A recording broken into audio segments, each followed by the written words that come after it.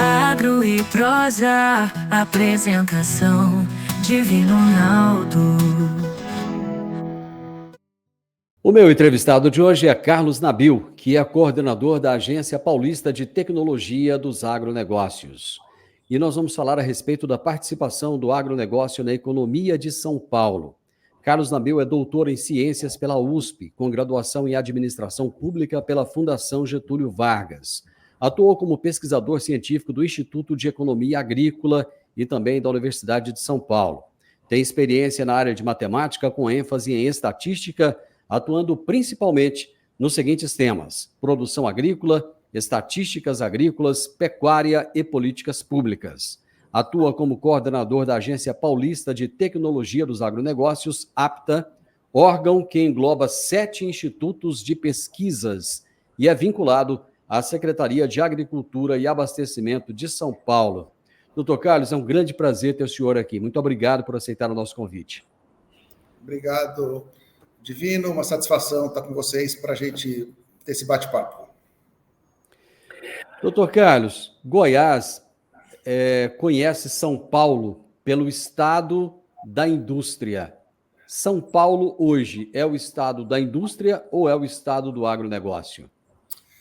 Essa é uma questão importante, porque a gente tem, São Paulo realmente é o estado mais desenvolvido da federação, é um estado bastante industrializado, mas aqui a agricultura é muito forte, né? E sempre foi. Inclusive, a nossa industrialização aqui no estado de São Paulo, ela veio da cultura do café, né? Da riqueza gerada pela própria agricultura, que gerou os excedentes e que propiciou, no início do século XX, principalmente, a industrialização. Mas ainda, né, a agricultura de São Paulo, ela representa quase 1/3, né, da nossa economia paulista. Ela é bastante representativa. E a gente, quando for falar de números de balança comercial, a gente vai mostrar a importância ainda mais expressiva ainda do agronegócio aqui em São Paulo. Perfeito. O senhor é o coordenador da Agência Paulista de Tecnologia dos Agronegócios. O que é essa agência? A Agência Paulista de Tecnologia dos Agronegócios, que a gente chama de APTA, né, a sigla APTA, ela reúne todas as instituições de pesquisa da Secretaria da Agricultura de São Paulo. Então, a gente tem instituições na área de agronomia, na área de zootecnia, na área de pesca, que a gente... todas essas instituições, que são 7 institutos de pesquisa, eles são congregados nessa agência. Então, a gente faz a coordenação do trabalho da pesquisa em São Paulo. É um trabalho bastante grande, né? Assim, de todas as instituições de pesquisa estaduais do Brasil, a APTA aqui é a maior, né? A gente tem cerca de 450 pesquisadores nos nossos institutos. Quer dizer, a Embrapa é maior do que isso, eu acho que a nível nacional, mas em nível estadual a gente tem aqui a maior instituição de pesquisa do Brasil. O trabalho da APTA ele é voltado apenas para o estado de São Paulo ou acaba que essas pesquisas elas têm uma relevância a nível nacional? O trabalho a gente desenvolve em São Paulo, algumas pesquisas a gente desenvolve inclusive fora de São Paulo, né? Mas mesmo os trabalhos que a gente desenvolve aqui em território paulista, eles servem como subsídio, né, para todo o Brasil e para outros países. As variedades que a gente desenvolve, por exemplo, no amendoim aqui em São Paulo, 90% do amendoim plantado no Brasil são variedades nossas, variedades do IAC. O café também é preponderante, né? O café que a gente desenvolve aqui, as variedades também são as que predominam no mercado brasileiro. Algumas variedades de diversas culturas são empregadas em outros países, como no caso da cana-de-açúcar. A cana-de-açúcar a gente tem unidades de pesquisa no estado de Goiás, a gente tem na Bahia, temos em Minas Gerais, para a gente poder estudar a adaptabilidade das plantas em diversos solos, em diversos climas, né, em diversas regiões diferentes, exatamente conforme vai se expandindo. E temos também fora do país, nós temos também pesquisa de cana-de-açúcar fora do Brasil. Então, assim, a gente trabalha aqui em São Paulo, na grande maioria das pesquisas, e analisa as questões regionais de São Paulo, mas em alguns casos, né, esse trabalho atende todo o Brasil e, como eu falei, em menos casos, mas também a gente atende fora do Brasil. O senhor citou aí o IAC, que é uma instituição que eu conheço, respeitadíssima, centenária, é o Instituto Agronômico, ou o Instituto Agronômico de Campinas, né? Ele foi fundado por Dom Pedro II? É isso mesmo. O Dom Pedro, né, ainda no finalzinho do Império, em 1887, né, o Império termina em 1889, então no finalzinho do Império, ele funda o Instituto Agronômico em Campinas, para poder resolver problemas do café na época, né, problemas derivados da cultura do café. E ele, inspirado nos institutos agronômicos europeus, ele traz um pesquisador austríaco para cá, para montar o Instituto Agronômico, e ele é hoje a instituição de pesquisa na área agronômica mais antiga, né, de toda a América Latina. É um orgulho para nós, né? E realmente tem essa origem no finalzinho do Império, mas ainda no período do Império. Inclusive tem um busto do Dom Pedro II no Instituto Agronômico. Qual que é o trabalho realizado pelo IAC hoje em dia? O IAC trabalha na parte agronômica, né? É bastante variado, mas ele assim, o que a gente fala de mais relevante ou de mais conhecido é o desenvolvimento de variedades. Então a gente desenvolve variedades de culturas diversas, né? Como eu falei, de amendoim, de cana, de milho, de laranja, de praticamente todos os produtos, né? A gente tem aqui em São Paulo a agricultura é bastante diversificada e o agronômico ele trabalha com estações especializadas. Então a gente tem o Centro de Citricultura, por exemplo, que fica em Corderópolis, né, numa região tradicionalmente produtora de cítricos. A gente tem o Centro de Cana, que fica lá em Ribeirão Preto. Temos o Centro de Seringueiras, e além das fazendas experimentais, em que tem diversos tipos de cultura sendo trabalhados, né? E aqui em Campinas, eu estou em Campinas hoje, aqui eu estou na sede do IAC hoje, por coincidência, tem uma fazenda muito grande, muito bonita aqui em Campinas, que é a Fazenda Santa Elisa, onde se desenvolve várias pesquisas de café, né, e de outros produtos aqui na cidade de Campinas. Doutor Carlos, o Brasil vive mais uma revolução hoje em dia com os biológicos. E aí tem o Instituto Biológico. Qual é a dimensão do trabalho que é realizado por esse instituto? O Instituto Biológico, ele vai completar 100 anos em breve, né? Ele é de 1927, ele completou 97 anos agora, recentemente. Ele é um instituto que cuida da sanidade vegetal e sanidade animal. Então, a gente tem laboratórios para pesquisa de doenças de plantas, doenças de animais, e o biológico tem uma função estratégica hoje na exportação. Muitos produtos que são exportados, eles precisam de laudos de sanidade. E diversas cadeias produtivas, quem elabora esse laudo, quem fornece, é o Instituto Biológico. Quer dizer, isso não só para São Paulo, isso a nível Brasil. Então, tem várias amostras que vêm de Santa Catarina, vêm de diversos estados para cá, para a gente analisar e poder atestar, né, a sanidade de produtos para consumo interno também, mas muito especialmente, né, para exportação. Outro instituto de extrema relevância vinculado à APTA é o Instituto de Economia Agrícola. Ele faz o acompanhamento e divulgação de preços, né? De que maneira esses números são utilizados? O Instituto de Economia Agrícola é o meu instituto de origem, né? Eu sou pesquisador do IEA, do Instituto de Economia Agrícola, com muito orgulho.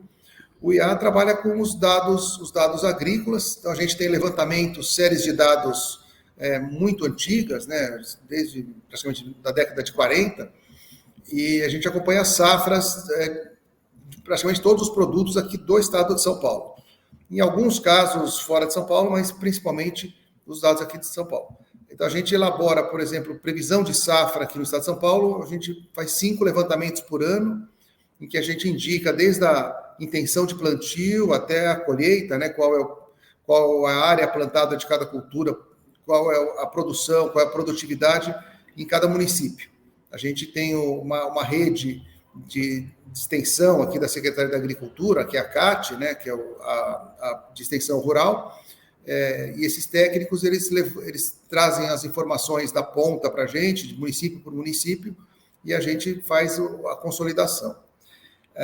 A gente faz vários outros trabalhos, né, levantamento de preço de terra, custo de produção, acompanhamento de políticas públicas. é um instituto bastante diversificado em termos de atividade e assessora muito fortemente tanto o secretário de Estado da Agricultura como o governador do Estado também, com informações econômicas das culturas de São Paulo. No primeiro momento, eu achei que o trabalho era parecido com o do CPEA, mas pelo que eu vi aí é mais amplo, né? Em alguma medida, o CPEA faz coisas parecidas com o que a gente também desenvolve, né? Custos de produção, né? Alguns levantamentos estatísticos, mas eu acho que a gente trabalha numa área mais, assim, além dessas áreas, na área de política pública, né? A gente tem uma diversidade um pouquinho maior, acho que, de campo de atuação.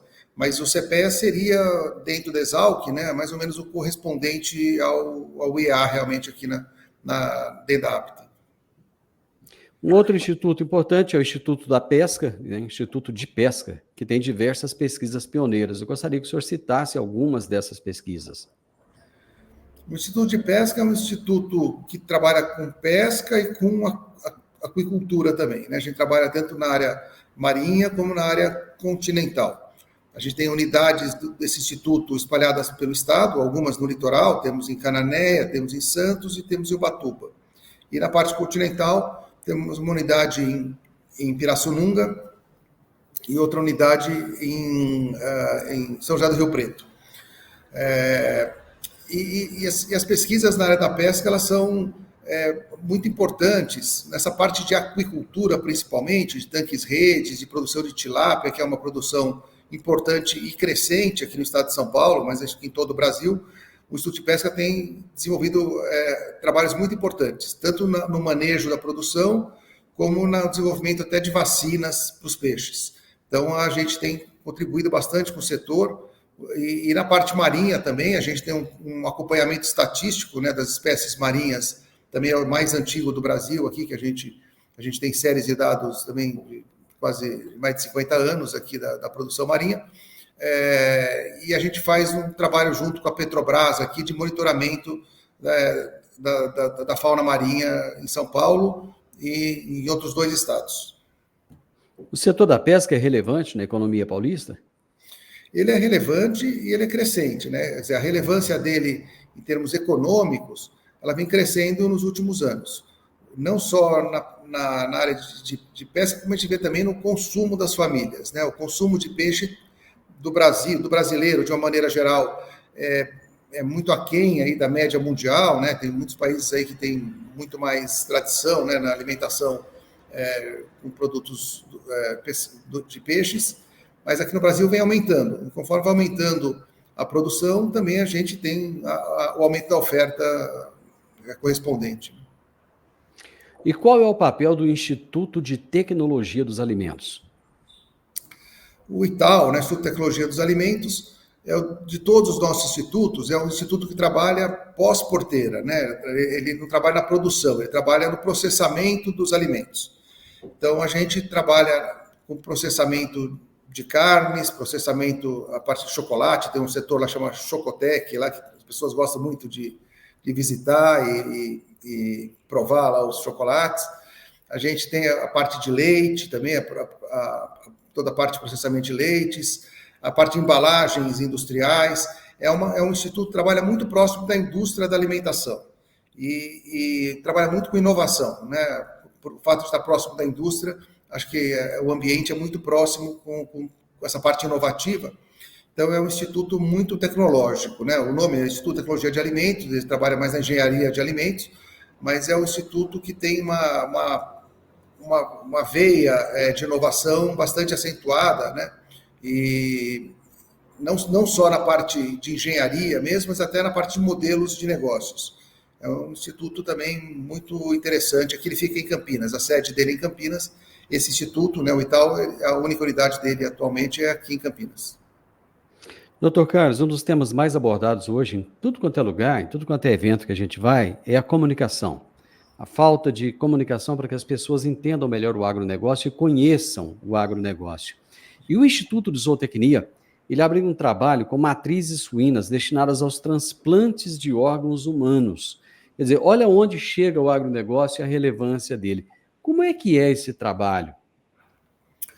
O Instituto de Zootecnia antes de falar exatamente dessa pesquisa, falar um pouquinho do Instituto. É um instituto também que a gente tem várias unidades aqui no estado de São Paulo, a gente trabalha principalmente com bovinos, mas temos unidade de suínos, como essa que a gente vai falar, temos unidade de aves, temos unidade de búfalos. Então, a gente trabalha com vários produtos animais, bovinos também, né? E essa unidade que fica na cidade de Piracicaba, é uma unidade que trabalha com suínos, e essa pesquisa que eu vou abordar é uma pesquisa realizada. Quem coordena essa pesquisa, quem conduz essa pesquisa são os professores da USP, da medicina, né? Então, trabalham com transplantes para humanos. E essa pesquisa de utilização de órgãos de suínos para transplantes humanos, ela vem sendo desenvolvida em vários países do mundo. Em poucos países, né? Mas países de ponta tecnológica. E aqui em São Paulo, a gente tem uma pesquisa muito importante, conduzida pelos professores da USP, que estão nessa parceria conosco. Então, dentro dessa nossa unidade lá em Piracicaba, a gente faz a criação de porcos mini pigs, né, de porcos menores, que tem mais ou menos o peso do corpo humano, mais ou menos, para poder adaptar. E assim, do nosso lado do Estudo Zootecnia, nós estamos observando muito mais os aspectos zootécnicos, né, da criação dos porcos, desenvolvimento, alimentação, ganho de peso, né? E do lado da medicina, o interesse deles é exatamente na utilização dos órgãos, né, dos porcos para transplante. É uma técnica que está sendo desenvolvida, né? A fronteira da ciência, né? É muito bem-vinda essa pesquisa, a gente tem bastante orgulho da pesquisa, mas é uma pesquisa em que a gente é mais assim, coadjuvante, né?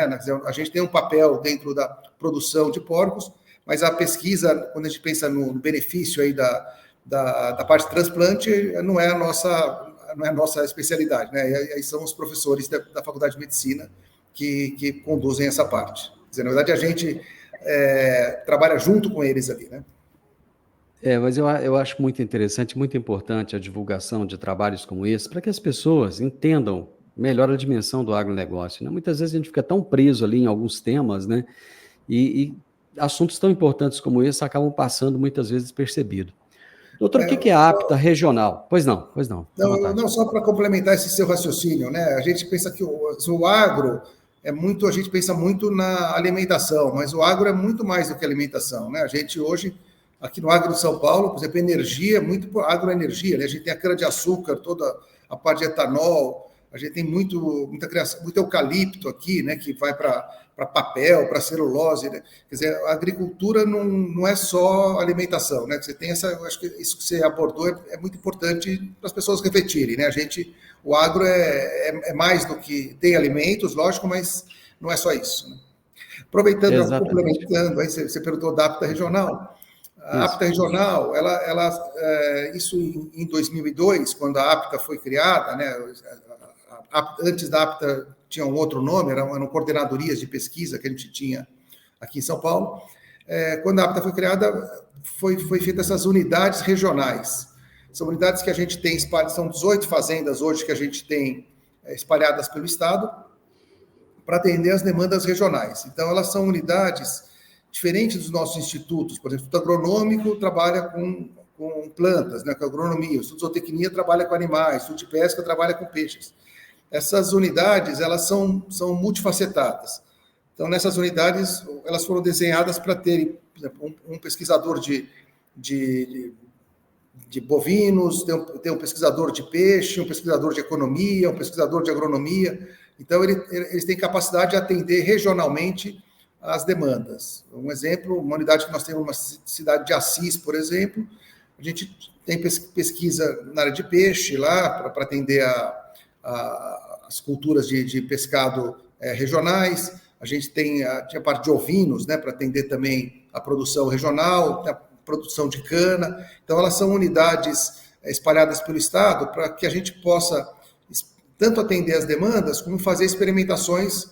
Como eu já falei, a gente precisa estudar as culturas em diversos solos e diversos climas. Então, a gente nessas estações experimentais, que a gente chamava antigamente, né, hoje a gente chama de unidades regionais, elas têm esse papel, esse propósito.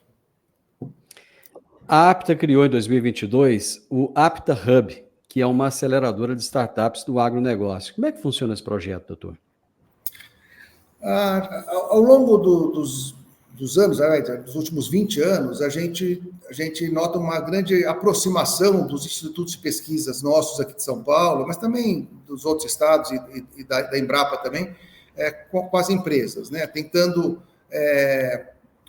transmitir, né, todo esse conhecimento que a gente gera para o setor privado, para poder que seja bem aproveitado todo o conhecimento que é gerado nas instituições de pesquisa.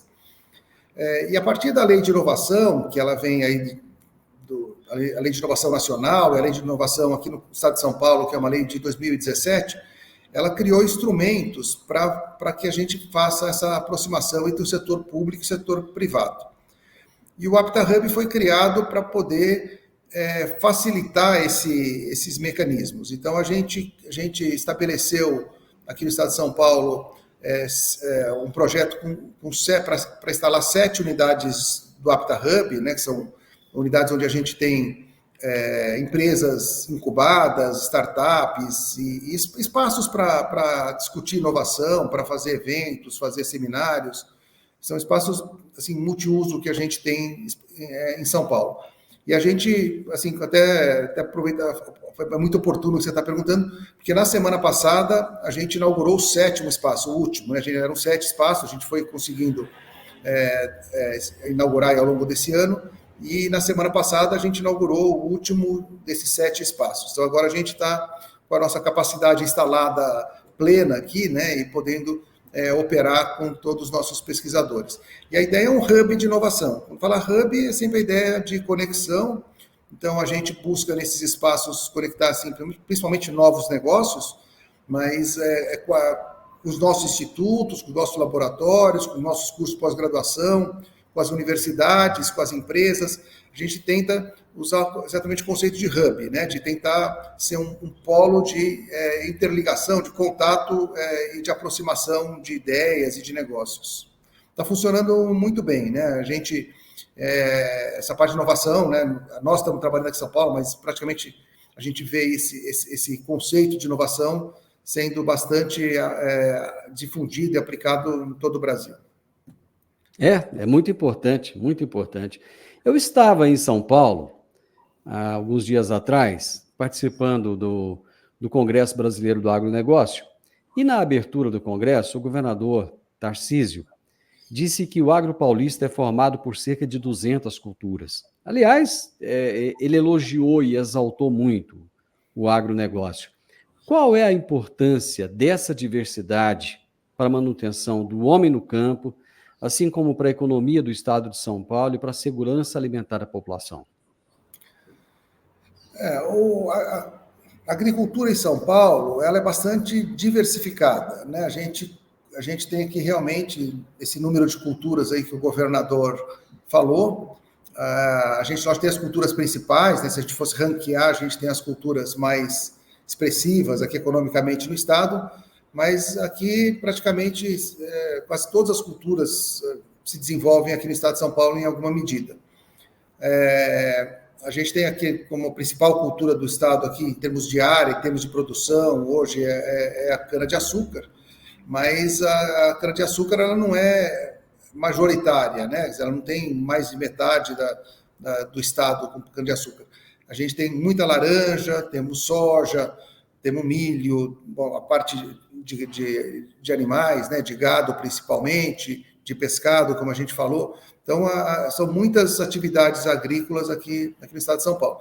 E temos todas as atividades ligadas com os pequenos produtores. São Paulo tem muitos pequenos produtores familiares, e assentamentos também, né? A gente tem uma quantidade grande aqui de assentamentos no estado de São Paulo, que normalmente essas pequenas propriedades elas se dedicam para a produção de alimentos. Aí sim, aí onde vem o feijão, onde vem o milho, né? Muitas essas pequenas propriedades, em geral, é que produzem o que vem para a nossa mesa.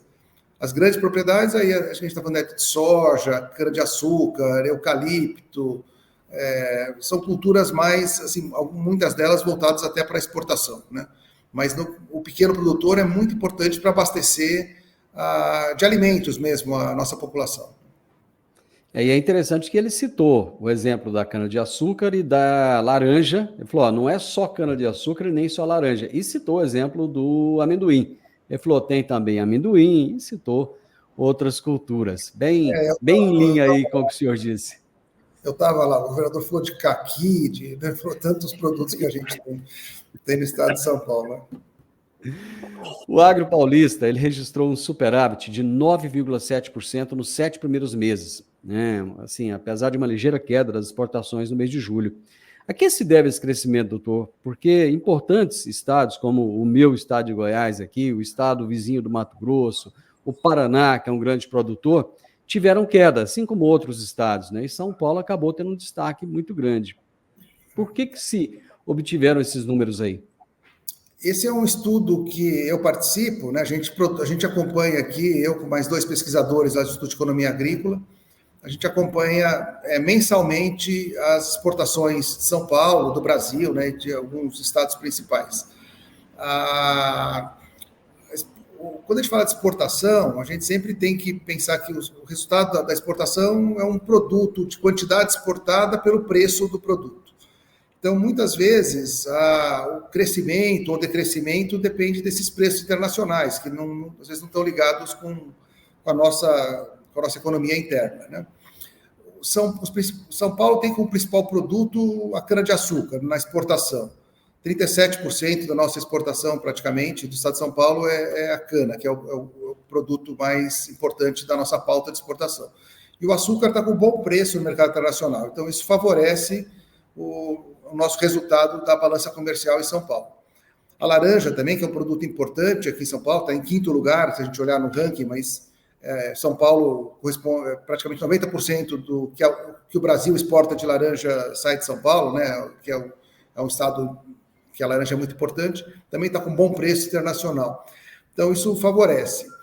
A soja, que está com preço ruim, e a gente teve muito problema com a soja de produção, por questões climáticas, né, na época do plantio. Então, estados que, como você falou, Goiás, Mato Grosso, estados que dependem mais da soja, né, esse ano estão com resultados um pouco abaixo. E São Paulo realmente está com resultado favorável, né, para um ano que não é um ano que tem sido muito bom para a agricultura brasileira, para as exportações. Quando a gente olha para as exportações nacionais desse ano, elas não estão melhores do que o ano passado, está mais ou menos equilibrado, né? E São Paulo está praticamente 10% acima do ano passado. O ano passado foi um resultado fabuloso, né? Quer dizer, o fato de a gente estar acima do ano passado é excelente, né? Empatar com o ano passado já é um bom resultado. A gente tem quebrado recorde sobre recorde todos os anos aí nos últimos 5 anos. A agricultura tem correspondido bastante e sido muito importante para o crescimento da economia brasileira. Estados como Goiás, Mato Grosso do Sul estão extremamente dependentes da China para suas exportações. No caso de São Paulo, existe essa mesma dependência? E quais são os principais destinos das exportações de São Paulo? O estado de São Paulo, o principal destino é a China, né? Mas aqui a gente não tem esse caráter de dependência. A gente tem um pouquinho menos, acho que perto de 20% das exportações de São Paulo vão para a China. É muito importante, mas a gente tem uma cadeia de destinos mais diversificada. O Mato Grosso, que você citou, né, assim, uma outra informação adicional, quando a gente olha o ranking dos estados exportadores do Brasil, Mato Grosso é o primeiro lugar. Mato Grosso é o estado que lidera aí como quantidade, quer dizer, de valor exportado, né, do Brasil. São Paulo vem em segundo lugar, né, reforçando aquela ideia que eu falei no começo, a importância, né, de que São Paulo tem um agro forte aqui, um setor bastante importante para o estado de São Paulo. Aí a gente tem depois Minas Gerais, Paraná, Rio Grande do Sul e Goiás. Goiás em sexto lugar no ranking aí dos principais estados exportadores. Mas em relação aos destinos, né, aqui em São Paulo, das exportações paulistas, a China é o principal destino, depois seguida aí pela União Europeia, Estados Unidos. Esses são os 3 principais, né? A China perto de 20%, os Estados Unidos e a União Europeia perto de 11%, mais ou menos cada mês vai oscilando um pouquinho, e aí já vai lá para baixo, para 3%, uma sequência de outros países, principalmente da Ásia e do Oriente Médio. que importam muito açúcar, né? Açúcar como principal produto da pauta. E uma coisa que eu acho interessante quando a gente observa os destinos das exportações de São Paulo, é que os países, nossos vizinhos aqui da América Latina, eles não figuram muito nos primeiros lugares do ranking de exportação de São Paulo. Acho que começa a aparecer o México lá para o 15º lugar, Colômbia, Chile, Argentina, ali, né, entre o 15º e o 20º lugar. Quer dizer, a gente vê que a nossa exportação ela não é aquela exportação de vizinhança, é uma exportação para mais distante realmente, né? Uma exportação China, União Europeia, Estados Unidos, Oriente Médio, esses são os principais destinos das exportações paulistas. O que está faltando para trazer esses países mais para perto e começar a negociar com eles?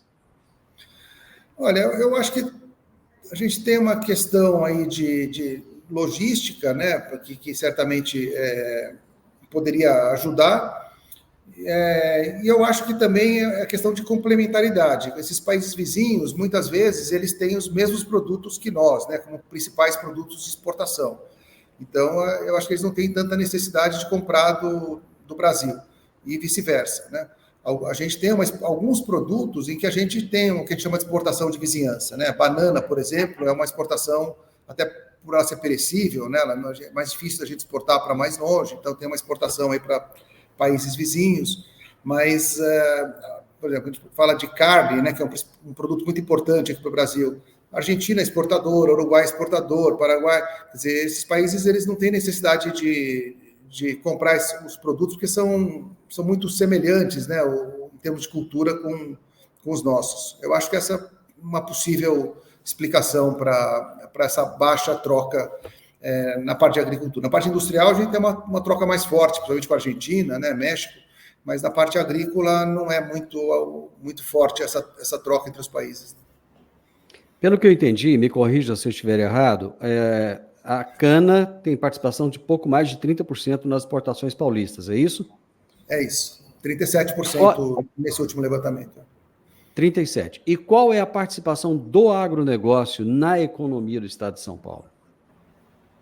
Nas exportações do Estado de São Paulo, 42,8%, sempre varia o número, mas é sempre dessa ordem, certo. 42,8% vem do agronegócio. Quer dizer, é o principal setor, né, em termos de exportação aqui em São Paulo, quase metade, né, da balança comercial. Quando a gente olha para o Brasil, aí é praticamente 50% mesmo, é 49,4%, se eu não me engano. Os números variam de mês para mês, né, mas é dessa ordem. Quer dizer, na balança comercial brasileira, a agricultura, os produtos agrícolas, né, correspondem à metade da balança. Em São Paulo, um pouquinho menos, né, proporcionalmente, mas muito importante, né? Acho que desses 7 primeiros meses de 2024, 42,8% das exportações de São Paulo, em valor, vieram do agronegócio. Doutor Carlos, eu gostei bastante. Eu havia falado para o senhor que eu não gosto de entrevistar, né? Eu gosto de prosear. E essa prosa se tornou uma aula. O senhor me deu uma aula, e que aula boa, viu? Gostei demais da conta. Muito obrigado. Foi muito importante entender um pouco melhor esse estado tão maravilhoso que é o estado de São Paulo. Obrigado. Para mim também foi muito agradável, uma prosa, né? A gente vai trocando ideias, conforme você vai, às vezes, levantando a bola, a gente tem a oportunidade de responder, né? E a gente fica à disposição. E como eu falei, a gente tem vários institutos aqui, cada um especializado, como eu falei, um de peixe, outro de animais, outro de agronomia, outro de tecnologia de alimento.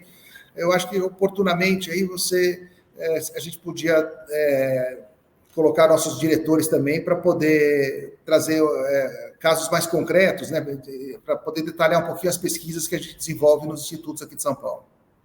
Com o maior prazer. Eu quero conversar com todos eles. Já pode falar para a turma lá que já temos um compromisso. É só agendar agora, tá bom? Obrigado pelo espaço. Muito obrigado. Eu conversei com Carlos Nabil, que é coordenador da Agência Paulista de Tecnologia dos Agronegócios, APTA, e nós falamos a respeito da participação do agronegócio na economia de São Paulo. Deixa um gostei aí para a gente, compartilhe com outras pessoas, deixe um comentário e se inscreva nesse canal. Um grande abraço para você e até a nossa próxima prosa. Tchau, tchau.